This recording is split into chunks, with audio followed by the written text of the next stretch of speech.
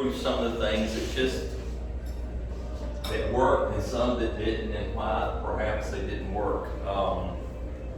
And then I'll leave plenty of time for questions, about the budget or other legislation that you might, and I've done a poor job of doing that in the past and not leaving enough time to ask questions. So be thinking of a question, write it on your napkin. If I'm going through there and you have a question, or if you need to stop me, it's kind of informal anyway.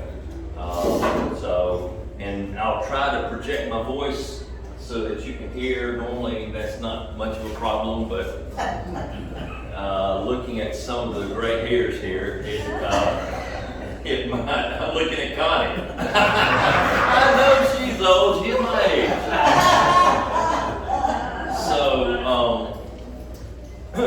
So one of the bills. Let me talk about one of the bills that came from here that I had. It did not make it across the finish line, but it's a great idea. Some people have asked me, where did the ideas for some of the bills that you introduced, where do they come from? Well, this one came from a conversation that I had with one of our school system employees. And he called me up and we were talking. He said, Clay, I don't understand why. If we are just transporting a few kids in the school system, well, we got to take a school bus. And I said, I don't think you do. He said, well, the Board of Education, the state board says I do. So the good thing about being a legislator, we got attorneys on staff called legal counsel at the Capitol. And I had to look it up. And legislative counsel said, Chairman Perkle, there is nothing in the code that will allow a school system to transport a student either to or from school or from school-related activities in anything but a school bus. I said, man, when we were in FFA, we loaded the back of a pickup truck. And go down to the tree, whatever you measure the trees and do whatever you do with FFA. You just load them in the back of a pickup truck. He said, well, I'm not saying that's what school systems are not doing, but legally, you got to transport them in a school bus. And I said, well, that's crazy. So I introduced the bill. Yes, ma'am. Jared makes 3 trips to Chilton a day. Does he now? In a school bus. In a school bus. One job. I think it's one job. So I drafted a bill that would enable school systems to transport students in something besides the school bus. Now, there are parameters, and you could put them in an old 72 Pinto. So there are parameters, less than 200,000 miles, less than 10 years of age. You got to inspect it every 90 days.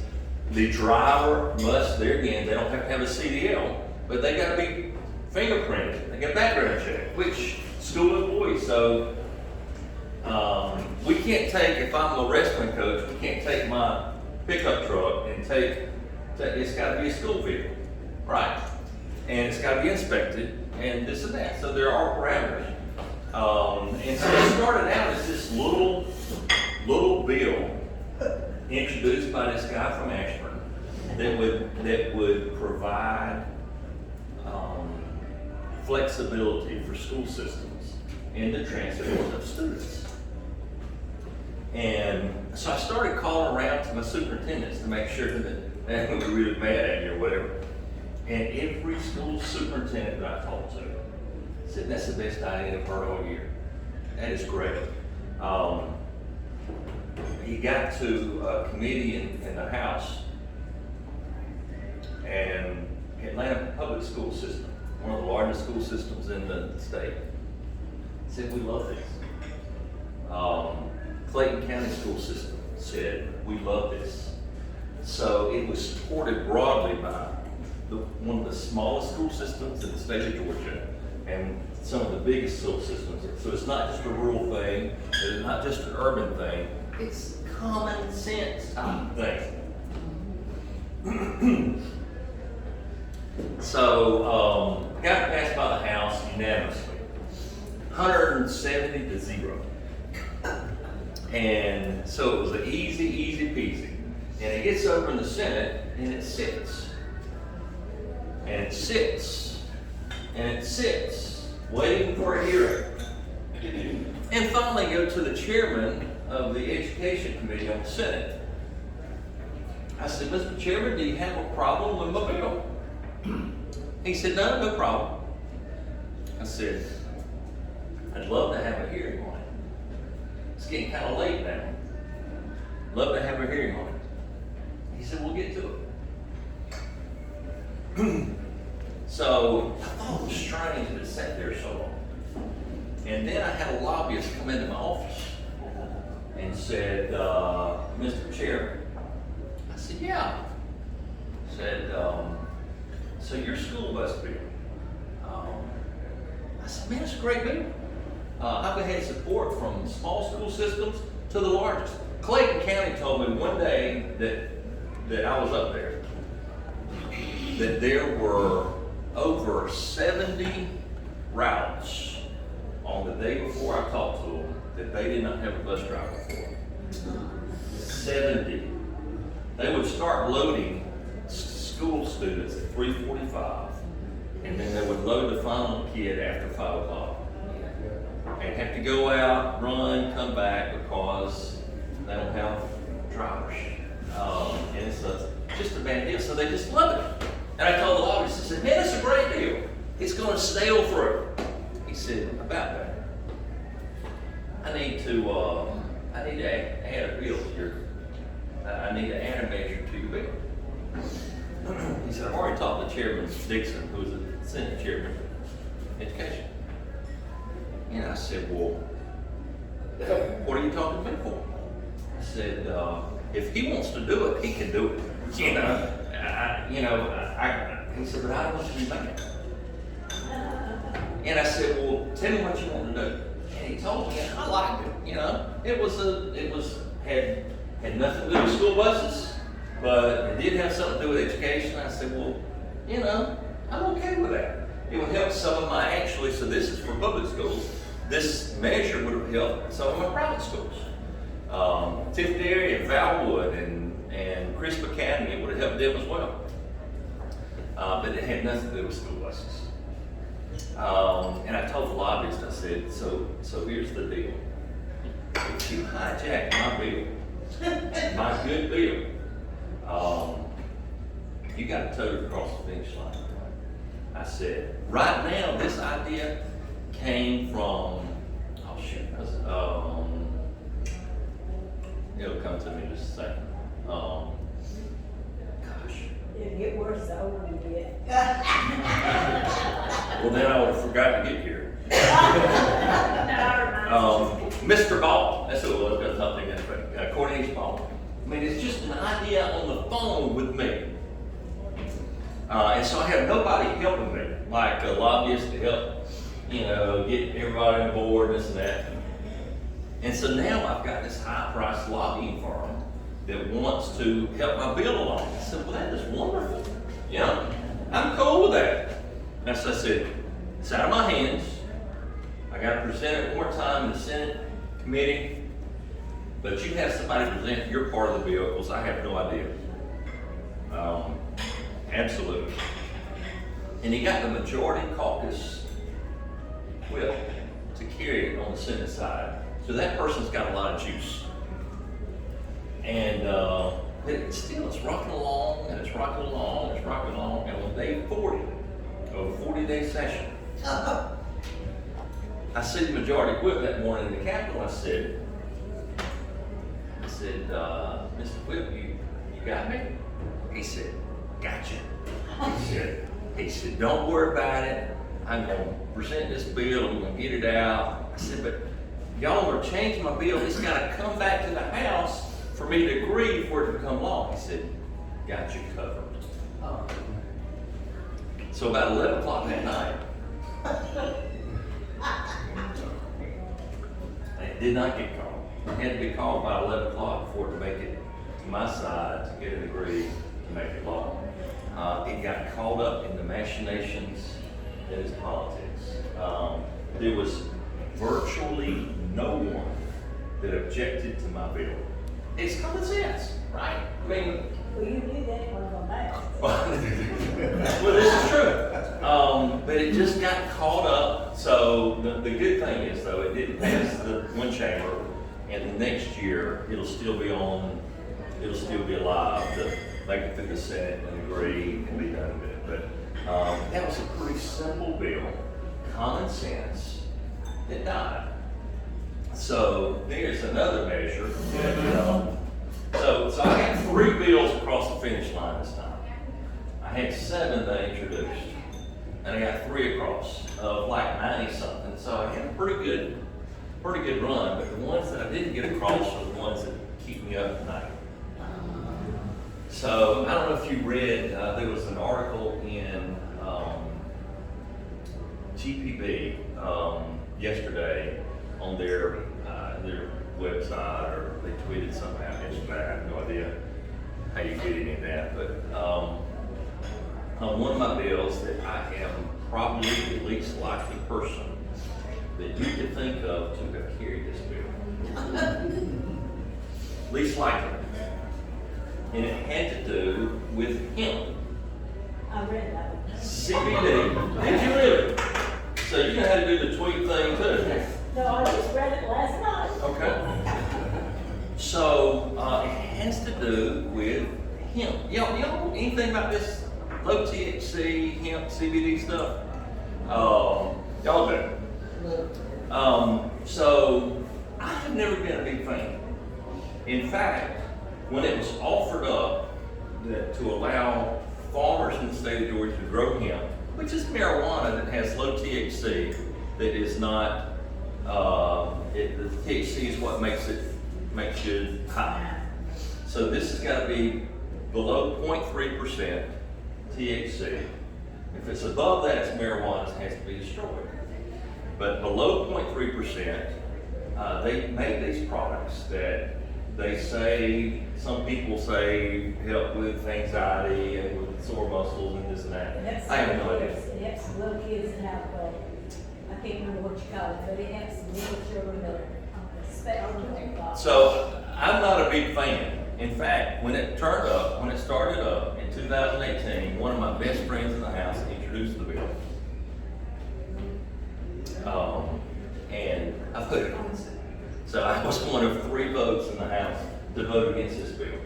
But now it's a law. I mean, it's the law of the land. And it's a hot mess.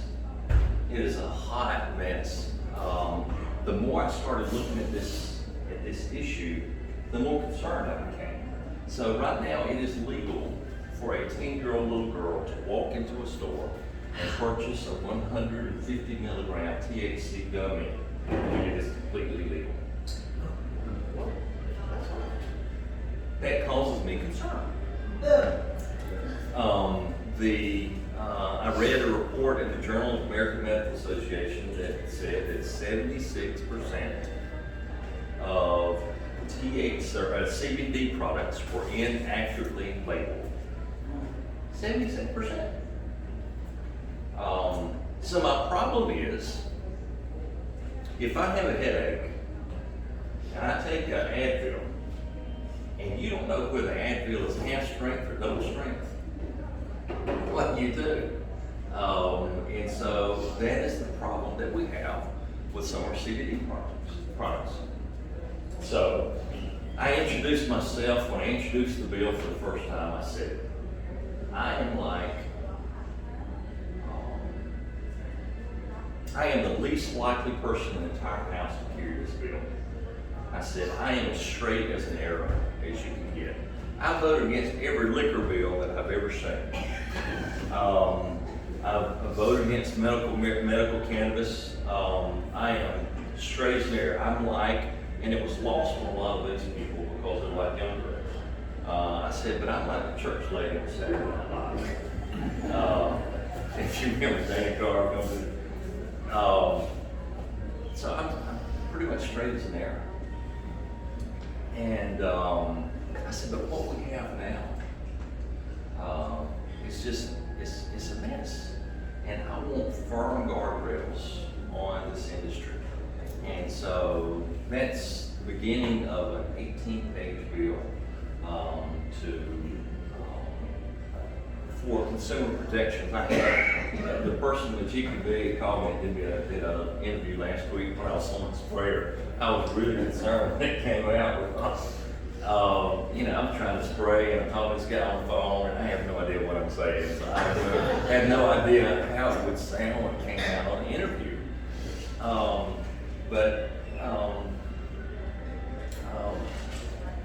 They tried to frame it as a bill that would be good for hemp farmers,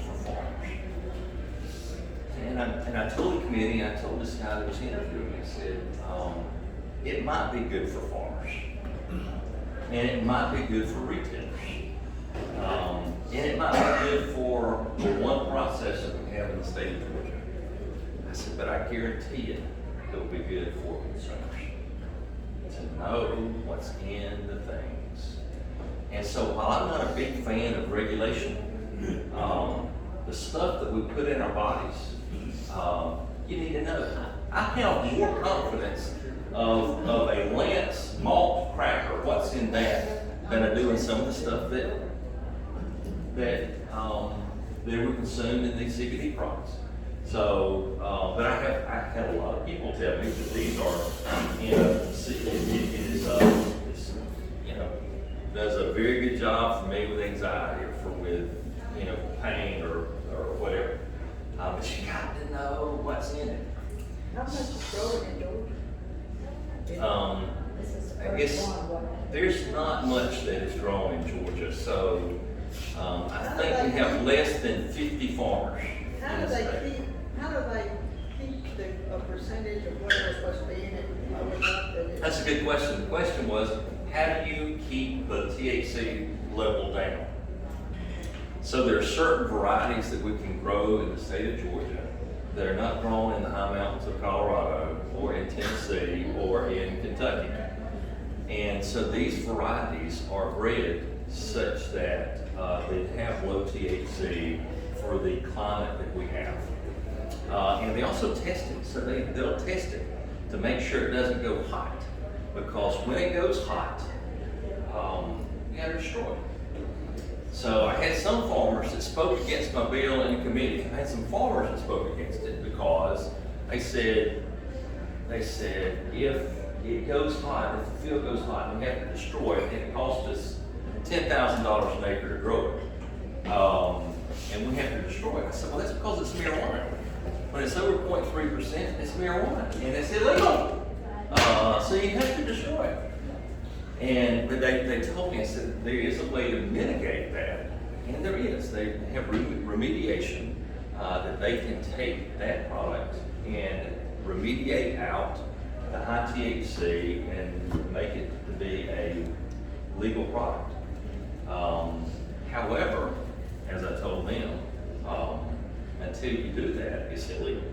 So my bill still required anything above 0.3% has to be destroyed. What's the thinking behind that 10-year-old that we can buy? So in all fairness, a lot of the retailers do not allow that. A lot of the retailers require someone to be 21 or older, 18 or older, but that's not the law. I mean, that's not what the state law says. The state law has no age on it. And so I began fighting. I shouldn't say fighting.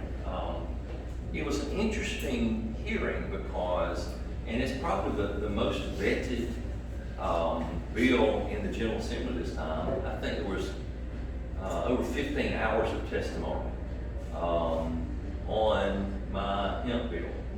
I mean, it was beyond anything else that we did. So it was fully vetted, but I had people that are, let's just say,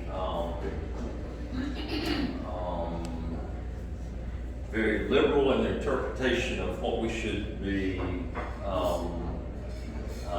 the marijuana plant that had a lot more love for the marijuana plant than I do. That would show up with marijuana on their shoes and marijuana leaves on their thing, on their shirt. And then I had the Moms Against Drug stuff that wanted to, so I had one lady sat in the office for over an hour and was complaining about the protections I put on keeping minors from purchasing these products.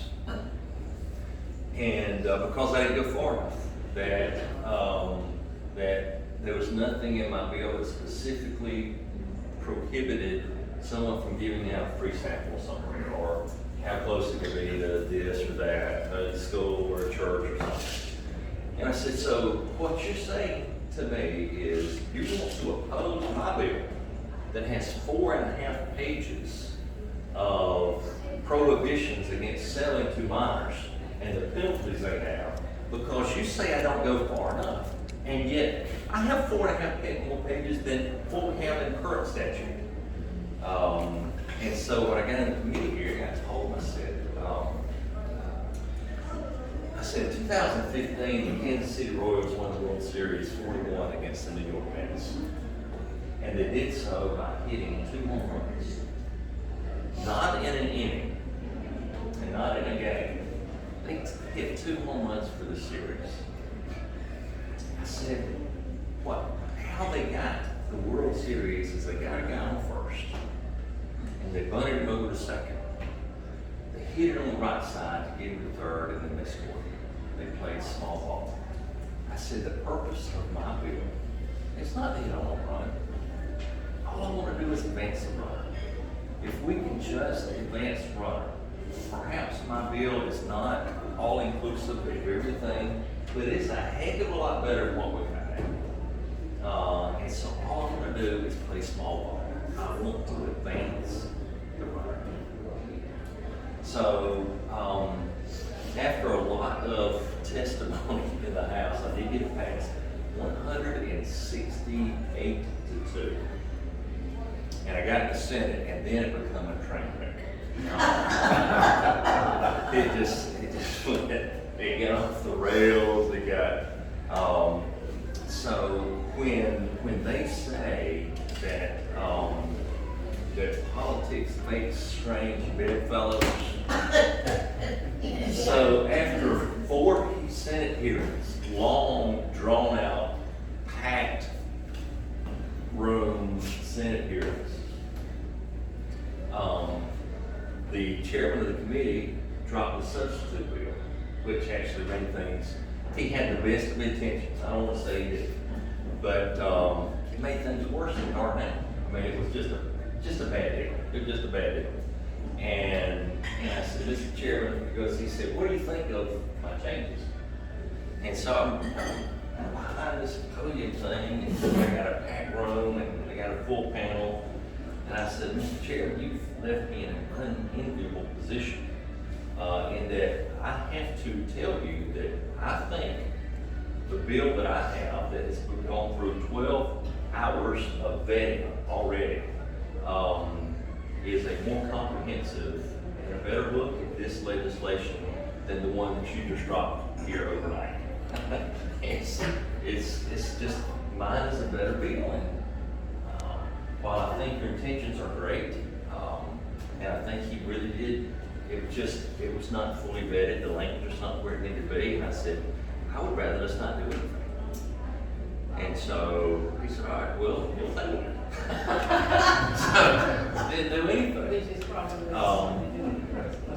Yeah, and it probably is. But it got caught up in politics, as they are wont to do at times. Well, the article that I read, I thought you had that because of agriculture. And then I found out that it was because the way it was read, it was short. But the way I read it was that you were trying to get some more things they couldn't do. I understood that. But somehow I thought it was agriculture. And that they only told me there was one store that was selling stuff. And I can't remember where it was. It seemed like it was actually. So there is one processor in the state, it's an Ocilla, Second Citrus Act. But there's multiple stores that sell this, but a lot of times we do not have the same rigorous standards of testing in the state of Georgia that we do in other parts of the country. For instance, if it doesn't pass, it came out in testimony, if it doesn't pass the purity safety profile that we have in California, they'll ship their stuff, the rejects, to us. So there was one gentleman that they flew in from Colorado that, he badmouthed them. So I had 3.5 pages of testing requirements. So it's got to be analyzed third party, independent, ISO certified lab, so that you know exactly what's in it. And so I had very narrow parameters to put humongous guardrail in place on things that are bad for you. Like, for instance, hexane. You don't mind that to clean a countertops and cleaning products, but by God, you want to put it in your body. And so I had like 1 part per million is as much as you can have in hexane. And Colorado allows almost 29 times that.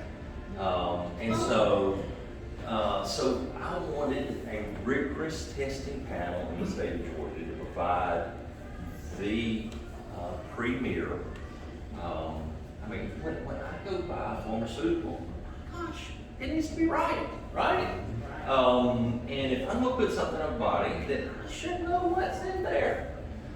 And so I had pretty doggone rigorous testings in this bill, which, there again, that's out of my purview. I carry ag bills a lot of times.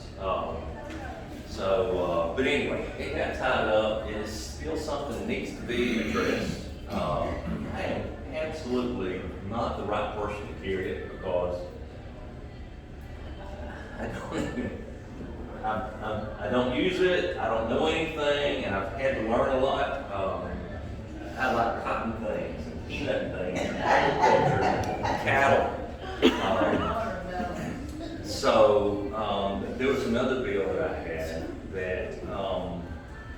that dealt with ownership of ag lands by foreign adversaries.